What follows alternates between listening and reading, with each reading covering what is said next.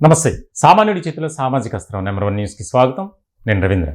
ఆంధ్రప్రదేశ్ రాష్ట్ర ఉప ముఖ్యమంత్రి పవన్ కళ్యాణ్ ఉప్పాడలో పర్యటించడం, దానికి సంబంధించినటువంటి ఆ ప్రాంతంలో మత్స్యకారులకు ఆయన భరోసా కల్పించడం అనేది అభినందనీయం.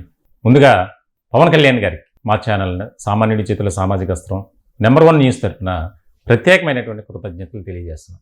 ఆయన రాజకీయ ప్రస్థానంలో ఇదొక కీలకమైనటువంటి మైలురాయి అని చెప్పాలి. డిప్యూటీ సీఎం హోదాలో ఆయన మాట్లాడినటువంటి విధానం ఏదైతే ఉందో దానిపై రాష్ట్ర రాజకీయ వర్గాల్లో ఆసక్తికరమైనటువంటి చర్చ జరుగుతుంది.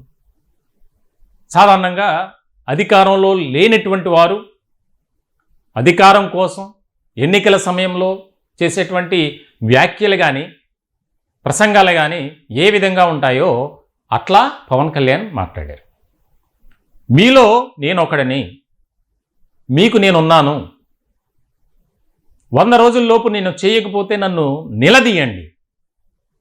ఈ మాట డిప్యూటీ సీఎంగానో ఒక ఎమ్మెల్యేగానో చెప్పడం లేదు, మీలో ఒకటిగా నేను చెప్తున్నా. నిజంగా మీకు ప్రత్యేకమైనటువంటి ధన్యవాదాలు సార్. ఎందుకనంటే సామాన్య ప్రజల కష్టాలను మీరు గుర్తించడంలో కానీ దానికి సంబంధించి న్యాయం చేయటంలో మీ తర్వాత ఎవరైనా, కాబట్టి అదే విధానంతో మీరు ఉన్నారు. కాబట్టి ఈరోజు కూటమిలో ఆంధ్రప్రదేశ్ రాష్ట్ర ప్రభుత్వంలో ఒక ప్రత్యేకమైనటువంటి స్థానంలో ఉన్నారు. దేశ రాజకీయ వర్గాల్లో ఒక కీలకమైనటువంటి నాయకుడిగా ఎదిగారు. మీ పార్టీ ఉంది జనసేన. ఇటువంటి సందర్భంలో ఉప్పాడ ఆ ప్రాంత మత్స్యకారులు పడుతున్నటువంటి బాధలు కానీ వారికి ఎదురవుతున్న ప్రతి పరిస్థితిని గమనించి మీరు న్యాయం చేస్తానని మాటిచ్చారు. మా విన్నపం ఒకటి, కోనసీమలో రాజోలు నియోజకవర్గంలో మీరు మాటిచ్చారు. ఆ నియోజకవర్గానికి సంబంధించి ఎమ్మెల్యేగా మీ పార్టీ దేవ వరప్రసాద్ ఆయన ఉన్నారు. ఆ ప్రాంతానికి వెళ్ళారు. ఏదైతే సముద్రపు ఉప్పు నీరు వల్ల లక్షలాది ఎకరాలు, ఎంతోమంది వేలాది కుటుంబాలు రోడ్డున పడినటువంటి పరిస్థితి, సహాయం కోసం ఆపన్న హస్తం కోసం ఎదురు చూస్తున్నారు. ఇదే వ్యవహారానికి సంబంధించి సామాన్యుడి చేతిలో సామాజిక అస్త్రం నెంబర్ 1 న్యూస్ తరపున 2 రోజుల పాటు ఆ ప్రాంతంలో పర్యటించారు మంచాల సాయి సుధాకర్ నాయుడు గారు, నెంబర్ 1 న్యూస్ మీడియా సంస్థల సిఎండి. అప్పుడు ప్రచారం చేసినటువంటి కథనాలకు స్పందించినటువంటి యంత్రాంగం కావచ్చు, అధికారులు కావచ్చు, మీరంతా స్పందించారు. దానికి ప్రత్యేకమైనటువంటి అభినందనలు, కృతజ్ఞతలు.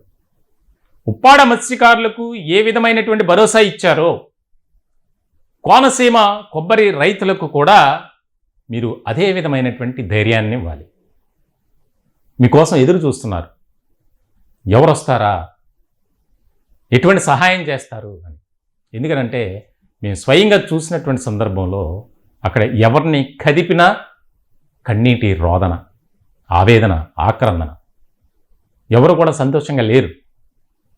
ఆ మాడిపోయి ఇదైపోయినటువంటి కొబ్బరి చెట్లను చూసి వారు చలించుకుపోతున్నారు. ఎందుకనంటే వారి ఆధారం అదే పంట. ఇప్పుడు ఇంకా చేసేదేమీ లేక దయనీయమైనటువంటి పరిస్థితుల్లో కుటుంబంలో ఒకలో ఇద్దరో ఇతర ప్రాంతాలకు వెళ్ళి ఉద్యోగాలు చేస్తున్నటువంటి పరిస్థితి. వారు అక్కడి నుంచి పంపేటువంటి డబ్బులతోనే వారు 2 పూట్ల తింటున్నారు.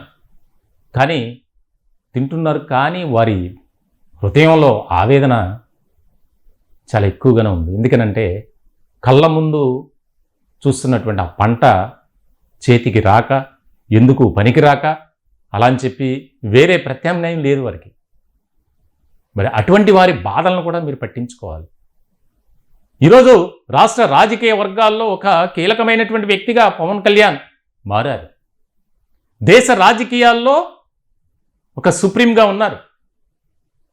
మీరు శాసించే స్థాయిలో ఉన్నారు. మీరు తలుచుకుంటే వారి సమస్య పెద్ద సమస్య కాదు. కాబట్టి మేము వేడుకుంటున్నాం, వారికి న్యాయం చేయండి. మీరు అన్ని వర్గాల ప్రజలను కలుపుకొని మమేకమై వారి కష్ట నష్టాలను తెలుసుకొని వారికి న్యాయం చేయటానికి మీరు ముందుకు వెళ్తున్నారు. మీకు హ్యాట్స్ ఆఫ్. మీరు మాట్లాడిన విధానం, ఉప్పాడ మత్స్యకారులకు సంబంధించి మీరు తీసుకున్నటువంటి నిర్ణయం ఇప్పుడు దేశ రాజకీయాల్లోనే ఒక కీలకమైనటువంటి చర్చగా మారింది. డిప్యూటీ సీఎం హోదాలో మాట్లాడకుండా మీరు మాట్లాడినటువంటి ఆ యొక్క ఏదైతే విధానం ఉందో అది నిలదీయండి అన్నారు. ఇప్పటివరకు ఎవరు కూడా రూలింగ్ పార్టీలో ఉన్నటువంటి వారు, అధికారంలో ఉన్నటువంటి వారు ఆ విధంగా మాట్లాడాల. మన 2 తెలుగు రాష్ట్రాల్లో మీరు చెప్పినటువంటి, మీరు తీసుకున్నటువంటి అంశం ఏదైతే ఉందో నిజంగా చాలా గొప్పది. ఉప్పాడ మత్స్యకారులే కాదు, కోనసీమ కొబ్బరి రైతులపై కూడా మీరు ఫోకస్ పెట్టాలి. మా ఛానల్లో వచ్చినటువంటి ప్రత్యేక కథనాలు దానివల్ల స్పందించారు, దానికి మీకు థ్యాంక్స్ చెప్తున్నాం.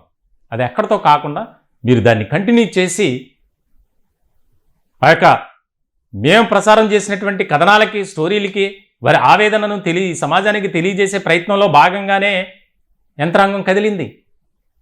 అక్కడ కొంతమంది అధికారులు వెళ్ళారు, సర్వే చేశారు. మీ ఎమ్మెల్యే వెళ్ళారు, దేవ వరప్రసాద్. రాజోలు నియోజకవర్గ ప్రజలు జనసేనను ఏ విధంగా ఆదరిస్తారో మీకు తెలుసు. ఎందుకంటే 2019 ఎన్నికల్లో రాష్ట్ర రాజకీయ చరిత్రలో ఒక సుస్థిరమైనటువంటి స్థానం, ఒకే ఒక్క స్థానం దక్కింది మీకు. రాజోలు నియోజకవర్గం నుంచి రాపాక వరప్రసాద్ ఆయన ఒక్కడే గెలుపొందారు. అంటే రాజోలు ప్రజలు మిమ్మల్ని ఎంత విశ్వసిస్తున్నారు అనేది ఇక్కడ ముఖ్యమైనటువంటి అంశం. ఆ 13 గ్రామాల ప్రజలు, అక్కడ ఉన్నటువంటి ఆ 13 గ్రామాలకు సంబంధించి చూస్తే జనసేనకు బూస్టింగ్గా ఉంటారు, బ్యాక్ బోన్గా నిలబడతారు. కానీ ఈ సందర్భంలో మేము రిక్వెస్ట్ చేస్తున్నాం మిమ్మల్ని, వెంటనే వారి సమస్యలపై మీరు స్పందించారు. వారికి త్వరితగతిన న్యాయం చేయాలని మేము కోరుకుంటున్నాం.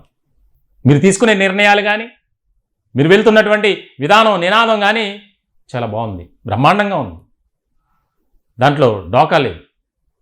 కూటమి ప్రభుత్వాన్ని ముందుకు తీసుకువెళ్తున్నటువంటి విధానం, అందరినీ కూడా ఐక్యంగా కలుపుతున్నటువంటి ఆ ఏదైతే ఉందో సిస్టమ్, పరిపాలనాపరమైనటువంటి అంశాలకు సంబంధించి మా నాయకుడు వస్తాడు, మాకు న్యాయం చేస్తారు అని ప్రతి ఒక్కరు ఎదురు చూస్తున్నారు ఆ ప్రాంతంలో.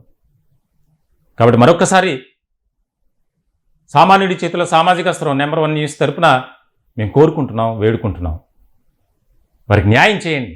కోనసీమ కొబ్బరి రైతులు అందరూ కాదు, ఆ 13 గ్రామాల ప్రజలు నరకయాతన అనుభవిస్తున్నారు. కాబట్టి మీరు స్పందించాలని మేము రిక్వెస్ట్ చేస్తున్నాం. మీరు తీసుకునే నిర్ణయాలు అమోఘం, అభినందనీయం. ఉప్పాడ మత్స్యకారులకు సంబంధించి రాష్ట్ర వ్యాప్తంగా రాజకీయ వర్గాల్లో ఒక చర్చ జరుగుతుంది.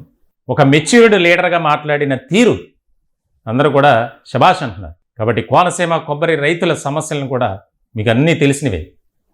కాబట్టి మీరు మాట ఇచ్చారు కాబట్టి దాన్ని నిలబెట్టుకోవడానికి ప్రయత్నం చేయాలని, అతి త్వరలోనే ఆ ప్రాంతంలో పర్యటించాలని కూడా మేము మరొకసారి మా ఛానల్ ద్వారా కోనసీమ కొబ్బరి రైతుల తరపున మేము విన్నవించుకుంటున్నాం.